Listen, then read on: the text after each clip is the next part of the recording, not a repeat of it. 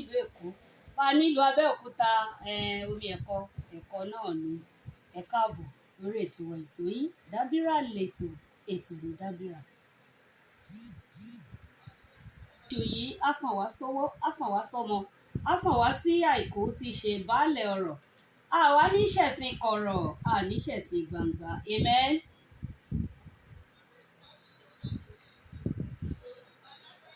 Ìjọ tó gbòde.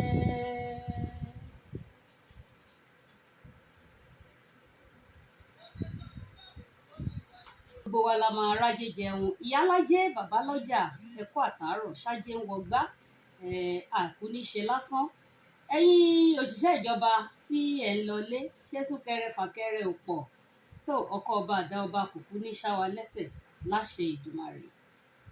Ẹ bá mi wá nǹkan fìdílé bí ẹ dẹ̀ máa fìdílé nǹkan ni kí a jọ gbádùn ètò tòní Dábírà lètò ètò ní Dábírà. Sherifat Ògúnṣolú ló ń kí yín káàbọ̀ jámọ̀ tó lòdì lèmi ọmọ àwòrán ọkọjà ẹ̀jẹ̀ ń dalè bẹ́ẹ̀ yẹn náà èní o omi pọ̀ lámù.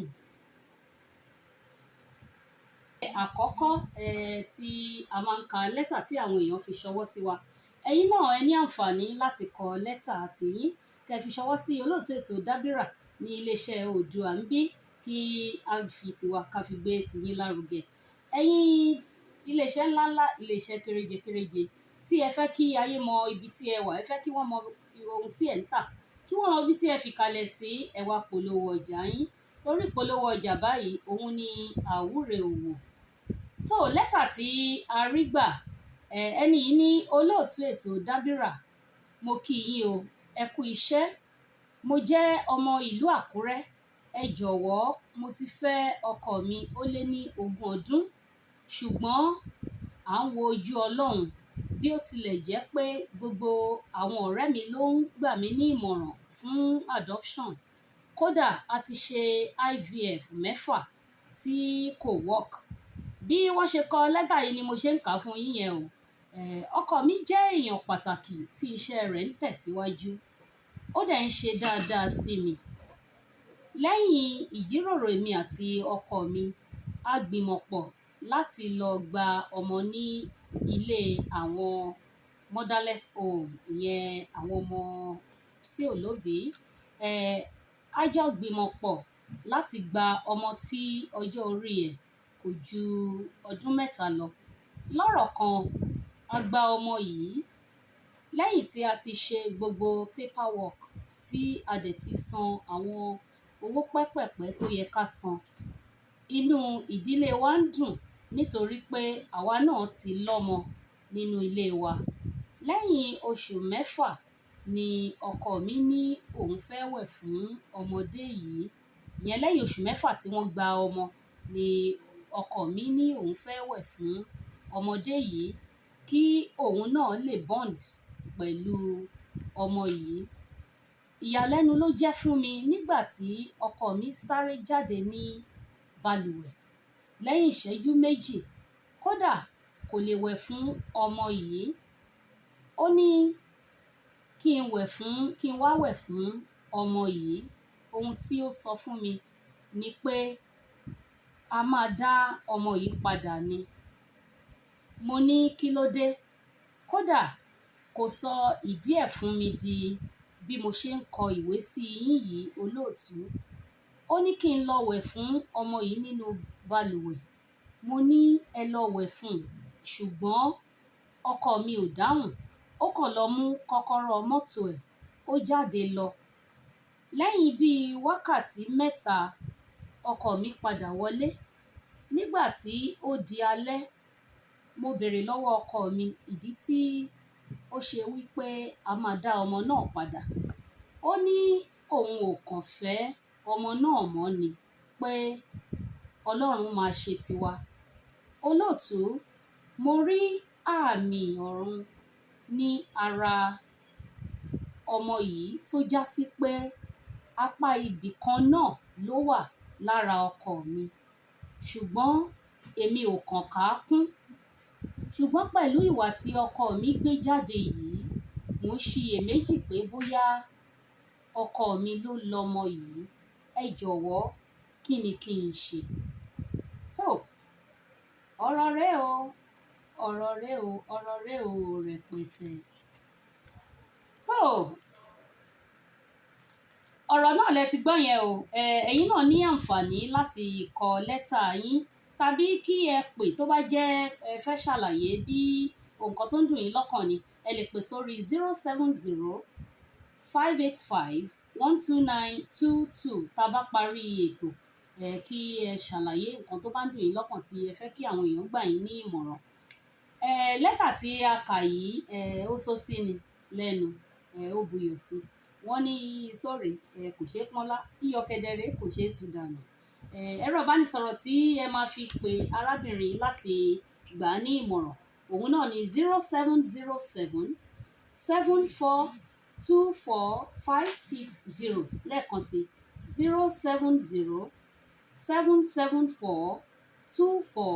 07077424560 tàbí 0901 257 3331 lẹ́ẹ̀kan sí 0901 257 3331.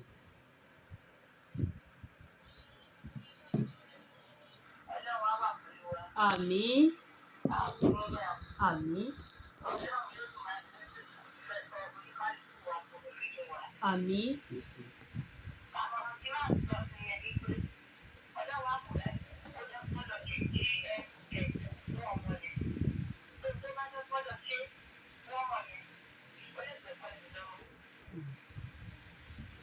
Ṣùgbọ́n ṣe rò pé DNA yìí ó ṣeé ṣe láìsí ọkọ ẹ̀ ń bẹ̀ ni.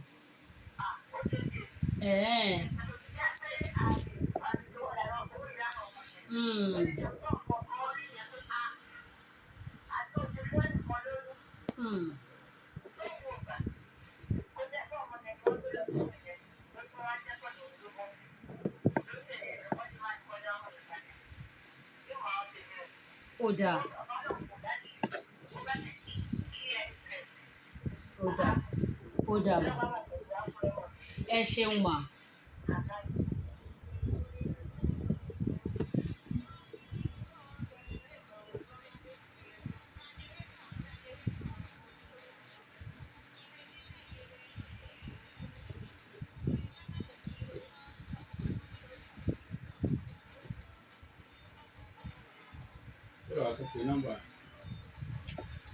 Dábírà lètò ètò ní Dábírà ẹ ní àǹfààní láti gba arábìnrin yìí ní ìmọ̀ràn.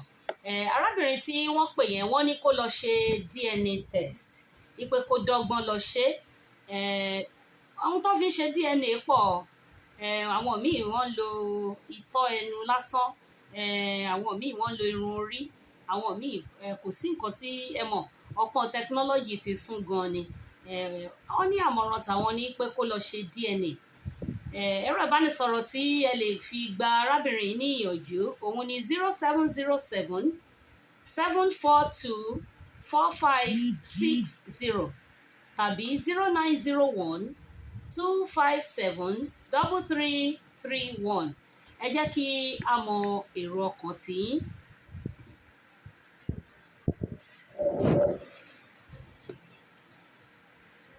Dábírà lẹ́tà tí a kà yìí arábìnrin kan ló kọ lẹ́tà sí wa bó tilẹ̀ jẹ́ pé lóun ti fẹ́ ọkọ òun ó ṣe díẹ̀ àwọn jọ gbìmọ̀ pọ̀ torí wọ́n wojú Ọlọ́run láti lọ gba ọmọ wọ́n jọ ṣe adoption bọ́n ṣe gba ọmọ yìí ó ní lẹ́yìn oṣù mẹ́fà táwọn gba ọmọ yìí tán wípé ọkọ òun ní kóun náà tiẹ̀ wẹ̀ fún ọmọ kékeré yìí kí ó lè mojú òun kóun lè tún súnmọ́ dáadáa ṣùgbọ́n ìyàlẹ́nu ló jẹ́ fóun nígbà tí ọkọ òun tó wọ balùwẹ̀ láti wẹ̀ fọ́mọ ó ní kò tiẹ̀ lo ìṣẹ́jú méjì tí ó fi sáré jáde ó dẹ̀ ṣe sáré jáde ó ní ó yá kóun wá take over kóun lọ wẹ̀ fọ́mọ ó ní kí ló dé ó ní ohun tó sọ fóun ni wípé àwọn ní láti dá ọmọ yìí padà ó ní di bóun ṣe kọ lẹ́tà yìí wípé ọkọ òun ò sọ ìdí ẹ̀ fóun ó ní ṣùgbọ́n òun rí àmì ọ̀run lára ọmọ yìí tó jẹ́ pé déédéé ibi tó wà lára ọkọ òun náà ló wà lára ọmọ yìí wípé òun ò kà á kún ṣùgbọ́n ìwà tí ọkọ òun hù yìí ó jẹ́ kóun wò pé àbọ́kọ òun ló ní ọmọ yìí ni wípé ṣùgbọ́n kò yé òun wípé kí ni kóun ṣe. Ẹ̀yin aráalé, arábìnrin yìí fẹ́ àmọ̀ràn lọ́dọ̀ yín. Ẹ ní àǹfààní láti gbà á ní ìmọ̀ràn. Ṣé ẹ mọ̀ pé ohun tó kọjú sẹ́nìkan ẹ̀yìn ni wọ́n ló kọ sẹ́lòmíì. Ẹ ní àǹfààní láti pè é sí orí aago yìí kẹ́ ẹ sọ ìmọ̀ràn tiyín 0901-257-3331 lẹ́ẹ̀kan sí 0901-257-3331 tàbí 070-774-24560 lẹ́ẹ̀kan sí 0707-742-4560. Ẹ jẹ́ kí a mọ èrò tiyín. Ohun tó kọjú sẹ́nìkan ẹ̀yìn ló kọ sẹ́lòmíì. Ẹ jẹ́ kí a mọ àmọ̀ràn tí ẹ fẹ́ fún arábìnrin yìí. Dábírà lètò, ètò ní Dábírà.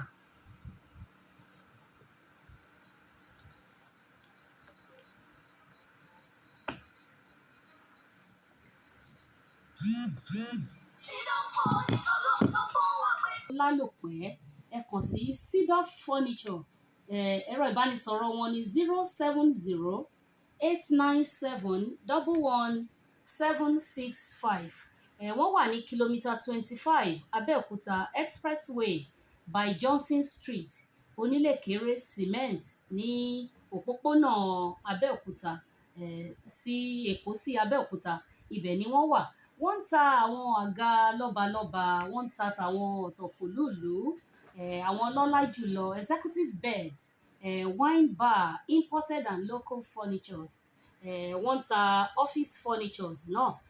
Gbogbo àwọn nǹkan tí wọ́n fi ń ṣe ilé lọ́ṣọ̀ọ́, interior decorations lóríṣiríṣi rírà ní ọ̀dọ̀ wọn ní owó tí ò gani lára.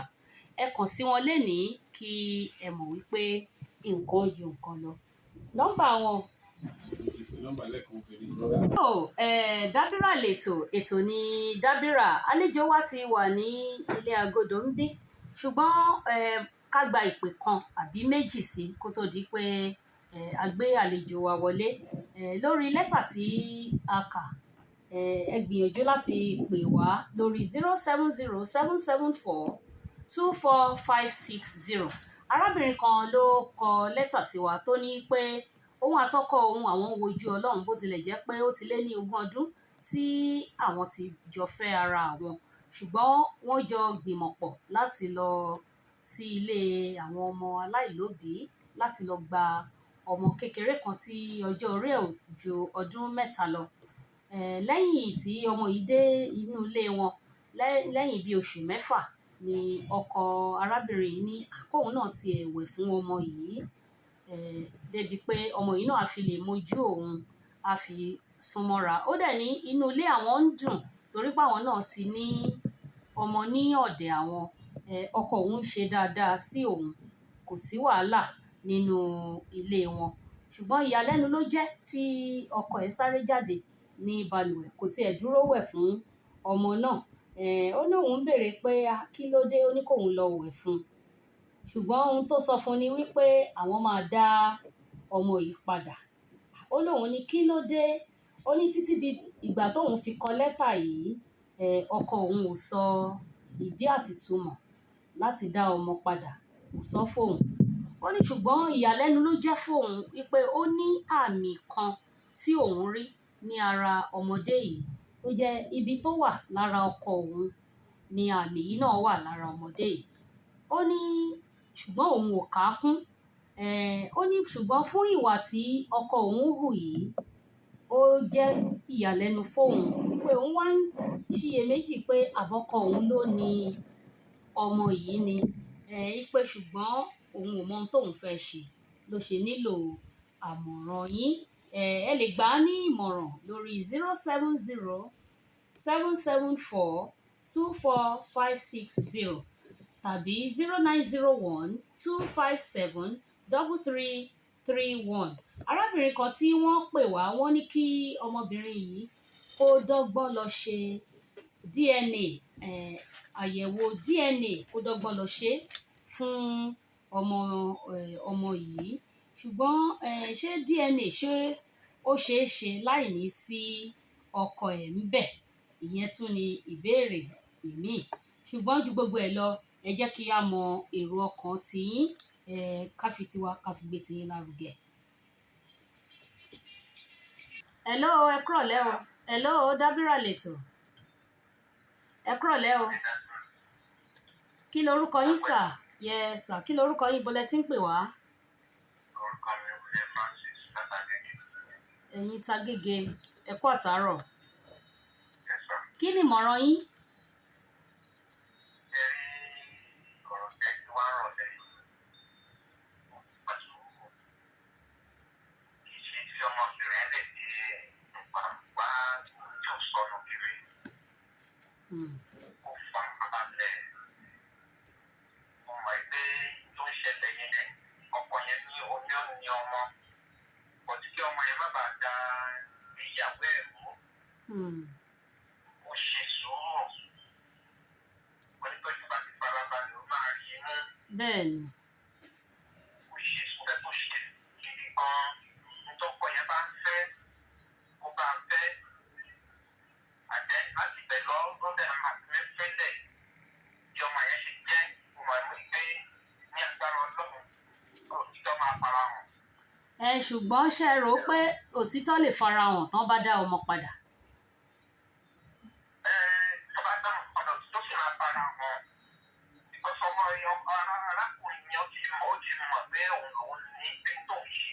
Ìyá ọmọ yẹn gọ́gọ́gọ́ àmọ́ bó ṣe rè ló ṣì wà láyé já ìlú ayé mọ́. Pé kí arákùnrin yẹn tó ṣe sára ọmọ yẹn ni arákùnrin yẹn ti dá ọmọ yẹn mọ̀. Ìyẹn ṣòkùnkùn sí ìyàwó. bẹ́ẹ̀ni Rírí wá yẹn tó ọmọbìnrin yẹn kó ṣe sùúrù. Tó bá ṣe sùúrù ó sì máa rí òtítọ́. Tó bá ní kó dá padà bó tó ṣe máa bímọ sílẹ̀. Ẹ̀pẹ̀tọ̀. ẹ ṣeun sà ẹ bá wa kí àwọn Tagége.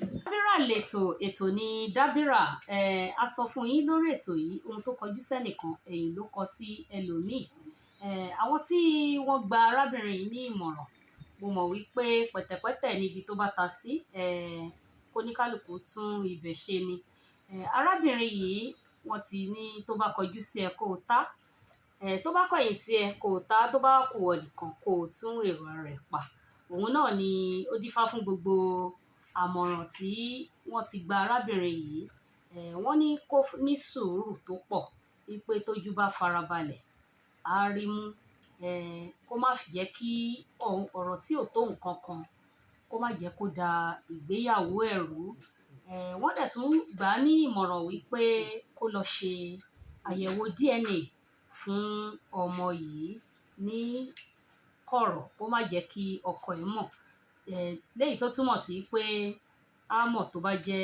ọkọ ẹ̀ ló ní ọmọ so ẹ̀yin náà ní àǹfààní láti kọ lẹ́tà sí wa àbí kí ẹ pè wá sórí aago lórí 070-585-12922 tá a bá parí ètò kí ẹ pè wá kí a lè fi tiwa ká fi gbé tiyín lárugẹ. Àlejò mi ní ìrọ̀lẹ́ yìí àlejò ẹ̀yin aráalé òun náà ni ìyáàfin àbí kí n sọ evangelist àbí Dickness Tóyìn Ìlọ̀rí àbí akọrin ẹ̀mí Tóyìn Ìlọ̀rí àkókò mi tó ẹ kúrọ̀lẹ́ o. Kábíyèsí ọlọ́gbọ́n tó borí ayé o ọlọ́run olópa ìjọba ni ọba mi gbùdùgbẹ̀ bí ọ̀rọ̀ ọba tó ń bẹ lórí ayé ó lágbáni awo ni amọ ni agbéni olórí ayé olúwa tóyìn olúwa tó kí olúwa tó kẹ́ olúwa tóbi lọ́ba ó jáde kò tán lé òde bá ní lálejò mú tara lé ó jẹ́ lọ́wọ́ ọba mi ni ọkọ mi ni olúwa mi ni ọlọ́run mi ni òwò kẹ́ńbẹ̀rẹ̀ níjà.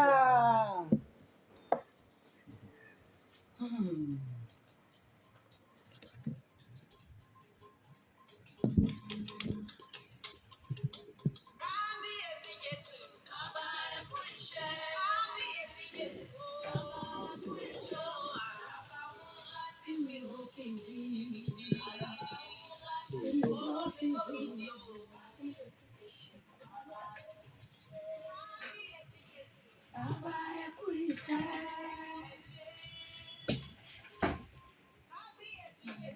Bàbá ẹ kú iṣẹ́ o. Bàbá ẹ kú iṣẹ́.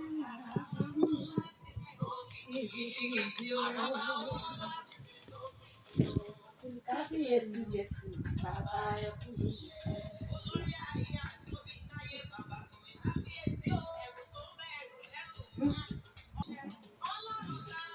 Gbogbo ló lè ṣe On her, just 7 minutes more. By by 20 minutes to wàá fi round of lórí wọn kó lè padà sí story ẹ̀. Ẹ dúró sẹ́gbẹ̀ẹ́ wọn torí tẹ́ bá máa bá wọn kọrin ẹ̀. Ẹ ra dúró ẹ̀. Yeah. Ọlọ́run tá ń sìn gbogbo. bẹ́ẹ̀ ni ọlọ́run tá à ń sìn gbogbo ogun ló lè ṣẹ́ ẹ̀yẹ sáré ká ẹ̀yẹ sáré kiri ẹ̀yẹ ganu sí i ẹ̀yẹ ganu káàkiri tó sista Tóyìn Ìlọ̀rí ọmọ ìlú wo ni. Lórí ọ̀fẹ́ Ọlọ́run wọn bíbí ìlú Ìkirè ni mí. Ìkirè Mẹ́wọ́n dálẹ̀ bò ó. ní Ọ̀ṣun. Bẹ́ẹ̀ ni.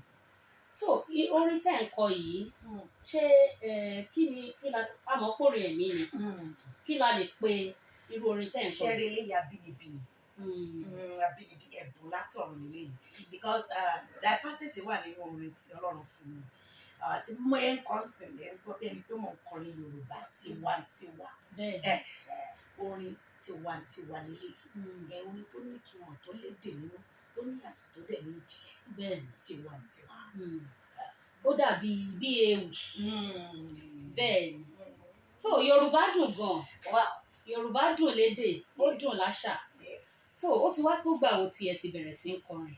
lórí ọ̀fẹ́ Ọlọ́run orí ló máa pé 28 years tí mo ti wà nínú rẹ̀.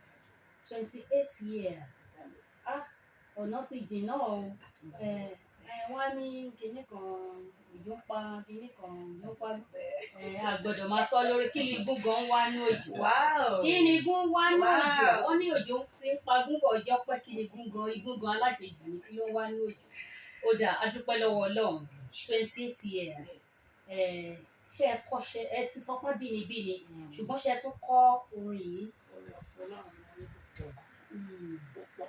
Oore ọ̀fẹ́ náà ò dẹ̀ ní fi wá sílẹ̀ pẹ̀lú àṣẹ Èdùmàrè. Ó dáa ẹ ti wá ṣe tó bíi rẹ́kọ̀dù bíi tọ́ngànran bí àwọn bíi mélòó báyìí. Oore ọ̀fẹ́ Ọlọ́run àti ṣe tó bíi 5 sí 10. Ẹ ti ṣe bíi 5 sí 10. Both audio and video. Both audio and video. Yes. Ó dáa iṣẹ́ wo gangan lẹ ṣe kẹ́ tó bẹ̀rẹ̀ sí kọrin. Ọ̀nà tó jìnlẹ̀ lọ yìí. Ẹ ṣáà wò ó. Ká bá lọ síbẹ̀ mi mà ní kúrò ń bẹ̀. Anyway, I'm a microbiologist by profession, right? Mo lọ sílé ìwé mo dẹ̀ dé. Then I proposed to be a microbiologist. Kẹ̀ wá máa yẹ̀gbẹ́ ní àti tó wù mí gan-an. Ṣùgbọ́n níbi tí Ọlọ́run ti mú mi jáde ó jẹ́ ibi tó le gan. Ẹni jáde bá ti gbìyànjú pé jẹ́ ń lọ ibi tí mo ti kẹ́kọ̀ọ́ ìdí pàṣẹ mi. Ǹjẹ́ ẹ ṣì lè mú abẹ́rẹ́ láti yẹ ẹ̀jẹ̀ láti yẹ ìtọ̀ láti yẹ gbogbo ní ẹ̀mí gbá òsùn ká má rí fipọ̀ mọ́ lára Olúwa ṣeun. Bẹ́ẹ̀ ni Olúwa ṣeun. Ẹ jẹ́ kí n fún mi ní acapella kí n gbọ́ ohùn yẹn bó ṣe dùn. Ṣé ẹ mọ̀ pé a ti fi ẹ́ńjìnì sí ìtàn gbọ́ yìí? Ẹ jẹ́ ká gbọ́ naturally. Kábíyèsí Jésù, bàbá ẹ kú iṣẹ́. Kábíyèsí Jésù, bàbá ẹ kú iṣẹ́ o, àràbà ńlá tí mi gbókìdí. Àràbà ńlá tí mi gbókìdí o. Kábíyèsí Jésù, bàbá ẹ kú iṣẹ́. Ọlọ́run táwa ń sìn, gbogbo ogun ló lè ṣẹ́. Ọlọ́run dájú bọ́. Ọlọ́run tá ń sìn o, gbogbo ogun ló lè ṣẹ́ o, kò dìgbà tá a bá ń bọ̀ gíbọ̀ pẹ́. Kò dìgbà tá a bá ń bọ̀ gíbọ̀ pẹ́ o. Ọlọ́run tá ń sìn, gbogbo ogun ló lè ṣẹ́. Ó dáa nígbà tí ẹ kọ́kọ́ fẹ́ kọrin orin wo gan lẹ kọ́kọ́ kọ. Orin àkọ́kọ́ wa la kò ní àkókò mi tó. Àkókò mi tó Bẹ́ẹ̀ ni kí lẹ orúkọ tí mò kí ń lẹ jẹ́. kí lẹ rò débi àkókò mi tó. wá ò kì í ṣe pé mo rìn kankan májẹ̀mú ló lọ mú orúkọ yẹn pé nínú rẹ́kọ̀dì àkọ́kọ́ tá a ṣe yẹn ní tẹ́lẹ̀ afẹ́ táìtù ẹ̀ ní ìjìnlẹ̀ ọ̀rọ̀ torí mo bá orílẹ̀-èdè Nàìjíríà sọ ní 20 years ago ní first record yẹn ṣùgbọ́n olúwa wí pé n tóun fẹ́ mú jáde ó jẹ́ orúkọ kan tí gbogbo ayé ò mọ̀ dùn láti bó jẹ́ àwa lọ padà tó orin yẹn balẹ̀ nígbà táwa débi tí májẹ̀mú yẹn wà gangan olúwa wa fi wá pé ibi gangan ni àkọlé rẹ́kọ̀dù yẹn tẹ́mi ó sì máa jẹ́ gẹ́gẹ́ bí orúkọ mi ọlọ́run tó ní àkókò àti ìgbà ní gbogbo ìgbà pé àkókò mi ó ti tó àkókò mi ó ti tó láti dọ́lọ́lá o láti jẹ́nìyàn o àkókò mi ó ti tó láti láyọ̀ o kọ́kàn mi balẹ̀ o àkókò mi ó ti tó. 20 years ago la ṣe first record. ọ̀nà jìjẹ ó dáa kí wá ní àbùdá tí a lè fi dá ẹni tó bá ń kọrin ẹ̀mí mọ̀. tó ẹ jẹ́ kí n sọ pé bí a bá fẹ́ mẹ́ni ẹ̀mí nípa ẹ̀mí láti lè mọ̀ ẹ ṣáà wò ó. a lè mọ ẹni ẹ̀mí nínú ara ìrí kò sọ pé ẹni ẹ̀mí lèèyàn ìwò kò sọ pé ẹni ẹ̀mí lèèyàn ó ní ṣùgbọ́n nípa ìwà àti ìṣe wọn àmọ̀ rẹ̀ ẹni tó jẹ́ ẹlẹ́gbẹ̀ẹ́sì. Sista Tóyìn Ìlọ̀rí mo rí i pé ohùn yín dùn gan ó dáa pé mi mo yá yín lóhùn. mo bọ́rọ̀ ẹ̀ lọ́wọ́ ó dàbẹ̀ ó dàbẹ̀ ó dáa ẹ má ṣeré ìta bẹ́ẹ̀ ni pẹ̀lú rẹ̀ àbí táwọn èèyàn bá fẹ́ ṣe bí crusade. yes Ṣé a máa ń ṣe ògbó wọ́n lè pè yín? yes crusade wọn convention yẹn revival wọn yẹn birthday party wọn yẹn wedding ceremony wọn yẹn funeral àgbẹ̀fẹ̀ lẹ́yìn tó pé wá sí káàkiri. bẹ́ẹ̀ kí n lọ ọlọ́run á dẹ̀ máa fún yín ṣe. ó dáa ṣé church lẹ ti bẹ̀rẹ̀ sí ń kọrin gangan. pẹ̀lú orí ọ̀fẹ́ ọlọ́run ọkọ tó fẹ́ mi ló sọ mí dìgbàgbọ́ ẹ̀jẹ̀ rà mọ́ bẹ́ẹ̀. Mùsùlùmí ni yín tẹ́lẹ̀. àwọn ò tí ẹ̀ gbọ́ pa yìí nà ọ̀pá tí a máa jẹun wọ́n máa ra bọ́ dídí ló kàn wá lẹ́yìn. sọ ibi táwa ti wá yàtọ̀ àdáàlá mo sọ fún yín pé diversity wà nínú orí tí mo bá bẹ̀rẹ̀ sí ní kọrin ẹ̀ mọ̀ bí tí mo ti wá délẹ̀ ṣùgbọ́n Ìbàdàn fẹ́ mi sílẹ̀ ọkọ mi ìwọ ló sọ mi dìgbàgbọ́. so kí n tó gba mo fẹ́ ọmọ ìlú wo lọkọ yín. ọmọ bíbí Ìkirè. Ìkirè ẹ̀tẹ̀ mú wọlé lọ síta rárá. ó dáa bẹ́ẹ̀ mo fẹ́ bẹ́ẹ̀ yẹn kí ni ẹ̀rọ ìbánisọ̀rọ̀ yín fún àwọn tí wọ́n fẹ́ pè yín. yes wọ́n yìí tẹ̀ fẹ́ nílò wa WhatsApp ní tèmi tí mo fẹ́ pè yìí WhatsApp ní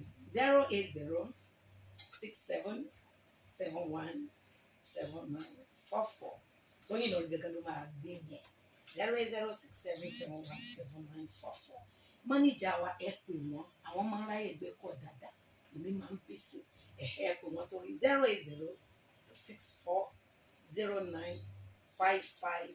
08064095598 08064095598 àwọn á ní méjì tí kò bá lọ ìka lọ 08062404849 08062404849. ṣé gómà lẹ́yìn náà àbí bẹ́ẹ̀ni gómà nìyí. lórí social media mi náà wọ́n lè follow mi lórí Facebook mi Tóyìn Ìlọ̀rí Instagram mi Tóyìn Ìlọ̀rí àkókò mi tó YouTube mi Tóyìn Ìlọ̀rí àkókò mi tó TikTok yẹn wò sí in fact Tóyìn Ìlọ̀rí àkókò mi tó nìkan lọ like page mi kan dé follow. tó àkókò gbogbo wa náà kò ní sún sẹ́yìn àkókò wa ti tó báyìí ká máa ganu sí i àkókò wa ti tó ẹni tákòókò ẹ bá ti tó òun náà ni ó lè ganu sí i bẹ́ẹ̀ ni bó ṣe wà nìyẹn. Dábírà lètò ètò ń tẹ̀síwájú ẹ ṣé gan ni Sista Tóyìn ẹ bá lé láyọ̀. Àmín Jésù.